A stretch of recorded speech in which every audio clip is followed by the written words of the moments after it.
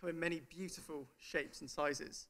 But most of them actually spend their early life, their first days and weeks, away from these reefs, out in the open ocean, as tiny little larvae after hatching.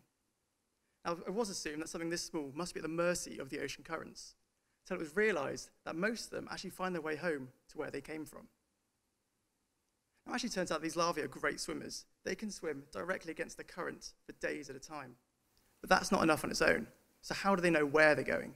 Well, the answer is that they're great listeners.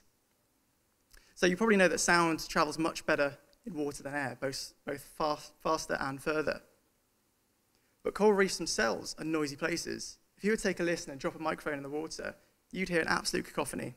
You'd hear the snapping of invertebrates, like oil in a pan, and you'd hear the grinding of teeth and the whooping and the grunting of the fish that live there.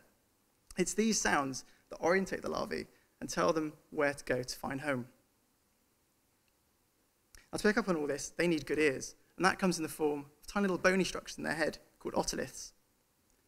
Now, these have to be perfectly adapted, and they are. They need to be perfectly symmetrical to tell their left from their right, and they need to drown out the noises of waves and the surface winds at the top, and instead tune in to that much higher frequency of biological sounds. And contained in these biological sounds is a lot of information, which is great for the larvae. They need to be able to tell exactly where the best place to find home, to settle, and to grow. And experiments have shown time and time again that when given the choice, these larvae will prefer recordings or sounds of healthy, loud reefs rather than the sounds of unhealthy, sparse reefs. And the more coral cover you've got, the louder the noises, the more intensity. Now, on top of this, coral reefs sound different from one another.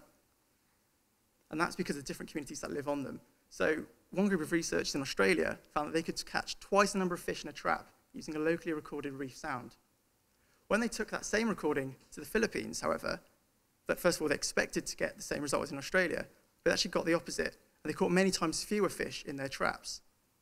So what this means is that not only are these reefs different from one another, but that the fish larvae themselves are already imprinted with the sounds of their home, and they already know where to go.